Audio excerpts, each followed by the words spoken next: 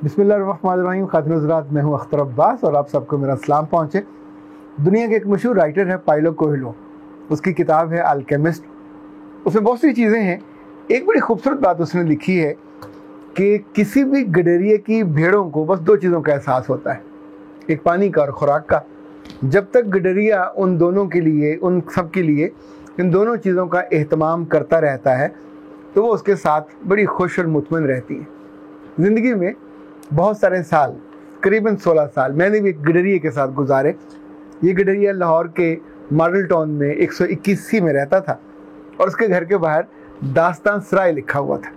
लोग उनको इशफाक अहमद कहते थे, कुछ लोग उनको बाबा जी कहते थे, कुछ उनको अफसाना निगार मानते थे, कुछ सदाकार मानते थे, कुछ उनको ड्रामा निगार मानते थे।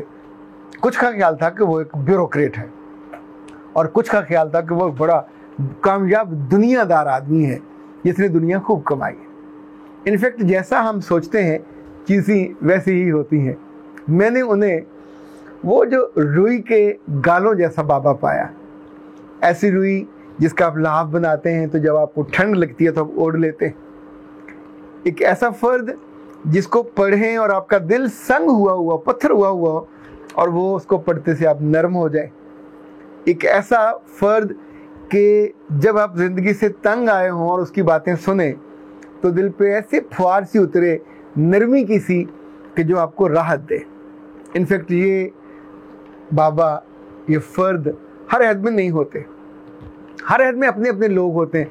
हमारी खुशबख्ती थी कि हमें इशफाक साहब मिले। इशफाक साहब की खुशबख्ती थी उन्हें बानो आपा मिली। इनफैक्ट दोनों का जोड़ा बहुत शानदार था। हमें दोनों से कुर्बत का मौका मिला। जिन दोनों इशफाक साहब का जाविया चल रहा था PTV पे, तो शुरू में एक आध दो दफ़ा मैं उनके जाविये में गया। फिर हमने पर्ल कॉन्टिनेंटल में अपने जाविये का आगाज़ किया। बानो आपा भी साथ आते, इशफाक साहब भी साथ होते। उस लम्हे जिस तरह हम उस इल्म में या गडरिए की खुराक में और गडरिए की पानी, वो दुनिया की बेहतरीन चिरागाहों से, बेहतरीन अलूम के जो मराकज़ थे वहाँ से इल्म लेके अखज़ करते और हमको देते। यानी जब वो बूढ़े बिल्कुल हो गए थे आखिरी उम्र में, तो भी हमने उनको फ़िरोज़ संज़ में घंटों खड़े होकर किताबें चुनते जमा करते देखा। उनके पाँव सूज जाते थे, लेकिन वो अपने इस ज़हनी जो चिरागाह थी उसके लिए नए नए इल्म और नए घासों और नए पानियों की तलाश कभी नहीं रोकते थे। इशफाक साहब के फ़ौत होने से चंद रोज़ पहले, यानी ये 2 सितंबर था 2004, मैं, मेरी अहलिया और मेरी बेटी हम उम्रे से वापस आए और हम पहला काम हमने यही किया, भागम भाग उनके घर पहुँचे। क्योंकि जैसा कि हमारा रिवाज था, हमें रास्ते में से दूध भी लिए, जूस भी लिए, और जो इंसान और उम्रे से वापसी पे सौगात होती है, तो हमें रफ़ीक भाई ने, जो उनके असिस्टेंट थे, ड्राइंग रूम में बिठाने की बजाय उनके स्टडी कम बेड में ले गए। स्टडी कम बेड में जाने का हमारा ये पहला इत्तेफाक था। इशफाक साहब पे नज़र पड़ते ही मेरी तो, जैसे कहते हैं, पाँव से जान निकल जाती। हमने उनको एक सेहतमंद, खूबसूरत और हरा भरा बाबा देखा था। वहाँ एक बिल्कुल मुरझाया हुआ और इतना, यानी उस वजूद से वो 1/3 रह गए थे इस बीच की बीमारी में जब हम पाकिस्तान में नहीं थे। और मैंने जाके उनके माथे पे प्यार किया, उनके हाथों पे प्यार किया, और उन्होंने मुझसे कहा, आ गए हो? तो मैंने बताया कि जी, और मैंने वहाँ आपके नाम का उम्रा किया। इतनी देर में बानो आपा आ गई और उन्होंने आके मुझे, मेरी अहलिया को प्यार किया। उनकी बिल्ली थी, बड़ी खूबसूरत थी, बड़ी मोटी मोटी आंखों वाली, वो भी उस वक्त बेड पे थी। तो बानो आपा ने कहा कि इशफाक साहब की नई किताब आ गई है। तो फिर उन्होंने कहा, खान साहब अख्तनो दे दो। तो खान साहब ने कहा, तो उन्होंने उस पर 2 लिखी तारीख 2 सितंबर, और अख्तर अब्बास के लिए मोहब्बत के साथ अब जो खान साहब को दिया, तो खान साहब ने भी लेटे लेटे उस पर 1-2 और बढ़ा दिया और वो 22 हो गया। लेकिन इनफैक्ट उन्होंने उसको चूँकि देखा नहीं, तो 2 ही था, अपने तौर पर उन्होंने लिखा। जब वहाँ से हम उठे तो मेरी आंखों में आंसू थे और मेरी अहलिया ने मुझसे कहा कि शाबान तक अल्लाह खैर करे। शाबान में आमतौर पे आपको अंदाज़ा है पत्ते झड़ते हैं और इंसानों की वापसी होती है, और उसके चंद रोज़ के बाद अच्छा हाँ, जब हम निकलने लगे तो बानो आपा ने फिर रोका और कहा कि पानी पीते बगैर नहीं जाना।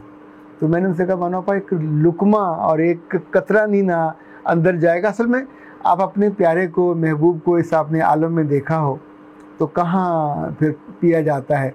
लेकिन वो भी अपने मामूल की इतनी पक्की थी और पुख्ता थी, उन्होंने बोतल मंगवाई और रफ़ीक भाई से कहा कि इनको जब तक ये पिए ना इनका ख्याल रखना। बस हमने उसको पिए बिना के साइड पे रखा और इजाज़त लेके, बहुत ही यानी दिल पे एक जो बोझ था, जब आपको अपना प्यारा जाता हुआ नज़र आए तो बहुत तकलीफ़ होती है। इशफाक साहब के साथ जो मामला था, देखें, जो जिनसे आपका दिल होता है जुड़ा हुआ, आपसे दूर भी चले जाएं, तह खाक चले जाएं, मुल्क से दूर चले जाएं, उनके साथ एक नब्ज़ दिल की, रूह की जुड़ी रहती है। आप उनसे कुछ ना कुछ सीखते रहते हैं। हमने तो इनसे इतना कुछ सीखा कि मैं कभी कभी इनकी बातों से टेक लगा लिया करता था। और मुझे याद है जो पहली बात हमने इनसे सीखी और जिसको बहुत फिर बड़े पैमाने पे जिसका तज़किरा हुआ, वो दिते में से देना था। यानी ये जिनसे मोहब्बत करते थे बाबा जी नूर वाले, उनके साथ किसी जगह गए, वापसी पे रिक्शे वाले को पैसे देने थे, 3 रुपए, 2 आने, 4 आने, तो इन्होंने पैसे देकर रुक गए और उससे यानी ही वॉज वेटिंग कि वो वापस पैसे करे, जो बाकी रेस गाड़ी थी। तो जब वो लेके आए तो बाबा जी ने कहा कि रहने देना था। उन्होंने कहा नहीं जी, वो बहुत सारे थे। उन्होंने कहा तू कड़ा अपने को देना सी, दिते जी देना सीगा। अच्छा, ये जुमला कोई छोटा जुमला नहीं है कि ये पैसे ना तो तुम्हारे थे, तुम्हें रब ने दिए थे, अगर तुम उसमें से कुछ पैसे छोड़ देते। हमारी बहुत अच्छी मिलने वाली हैं और अपने बच्चों से वो बहुत प्यार करती हैं। वो कभी कभी जब आती हैं सेशन के लिए तो रिक्शे वाले को 500-1000 रुपये भी वो बख्शिश छोड़ देती हैं। तो मैंने उनसे कहा कि आप ये बहुत ज़्यादा दे देती हैं। तो उसने भी जो जुमला था वो दिते में से देने वाला, लेकिन मैंने कहा ये देख लें, यहाँ जब आप ज़्यादा, बहुत ज़्यादा दे देते हैं तो मुमकिन है अगला बंदा शक करे कि मुझे इतने पैसे क्यों दे रहे हैं। लेकिन वो जो दिते में से देना था, ये इतना हुआ, क्या कहना चाहिए, लोगों की ज़ुबान पे चढ़ा कि इब्न इंशा ने एक दफ़ा, जैसे आप शिकायत करते हैं ना मुमताज़ मुफ्ती से कि तेरा यार की कहता है दिते में से देना, तो मुमताज़ मुफ्ती साहब ने कहा कि ठीक कहता है। इब्न इंशा उस वक्त यूनेस्को के डायरेक्टर थे, कराची में बैठते थे। तो एक रोज़ एक ख़ातून उनके पास आई, ये मुमताज़ मुफ्ती साहब ने मुझे बताया, मैं इस्लामाबाद उनके घर गया तो वहाँ उन्होंने मुझे बताया। तो खातून ने बुरका लिया हुआ, तो उसने कहा मैं लालू खेत से आई हूँ और मुझे ख्वाब आया, ख्वाब में कहा कि तुम इब्न इंशा के पास चले जाओ, मैं आपको जानती नहीं। तो इब्न इंशा ने कहा अच्छा बताए क्या बात है। उन्होंने कहा जी मैं जिस टीचर हूँ, 3 माह से तनख्वाह नहीं मिली, तो 15-15 रुपये 1 महीने का किराया था, वो 45 रुपये हो गया और वो देना है तो मेरे पास नहीं है। तो मैंने अल्लाह से दुआ की थी तो ख्वाब में आपका नाम आया। अच्छा, इब्न इंशा ने अपने ड्रॉ खोला, पैसे जितने वहाँ पड़े हुए थे निकाल के उनको दिए, उनका बीबी ये ले जाए। जब वो चली गई तो मुमताज़ मुफ्ती ने कहा ओए ये कौन सी? उनका मैं तो नहीं जानता। उन्होंने कहा तू जानते भी नहीं थे, तुमने पैसे सारे उठा के दे दिए, उसने तो कुल 45 रुपये मांगे थे। तो इब्न इंशा ने, जो उसने सालों पहले वो जुमला सुना था, वो यही था, दिते में से देना। उन्होंने कहा मैंने कौन सा अपने पास से दिए, मैंने दिते में से दिए। तो उन्होंने, मुफ्ती साहब ने कहा वो कुछ जालसाज भी हो सकती है, ऐसे तुम्हारा नाम सुन के आ गई। तो उसने कहा नहीं, जालसाज ऐसे नहीं आते, न मैं उसको जानता न वो मुझे जानती।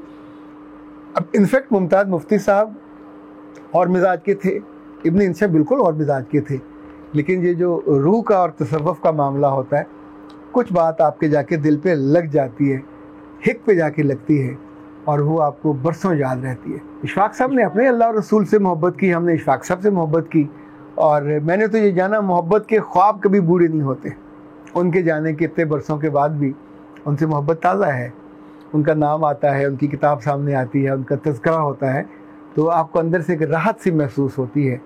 ये राहत मेरा रब उनको कब्र में भी दे, अपने पास जन्नत के बागों में भी दे, इसलिए कि ये मेरी गवाही है।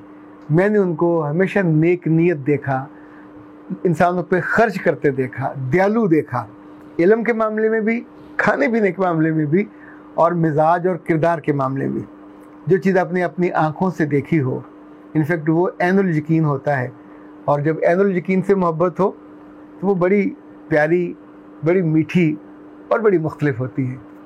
इशफाक साहब भी ज़िंदा रहेंगे और उनसे मोहब्बत करने वाली भी, और इनफैक्ट हर आने वाले अहद में कोई ना कोई ऐसा फ़र्द जो शायद बाबा ना भी हो, लेकिन जिसके पास बैठ के आपको अल्लाह याद आए, जिसके पास बैठ के आपको इंसानों से मोहब्बत करने का जी चाहे, जिसके पास बैठ के आपको अपने सगों की खिदमत और ख़ातिर करने का मन करे, जिसके पास बैठ के आपको कुछ नया करने का, अपने आसपास जीने वाली बसने वाली भेड़ों की नई चिरागाहों और नए ताज़ा उनके लिए घास और उनके पानियों का इंतज़ाम करने का दिल चाहे, उस चरवाहे को वो कैसे भूल सकता है।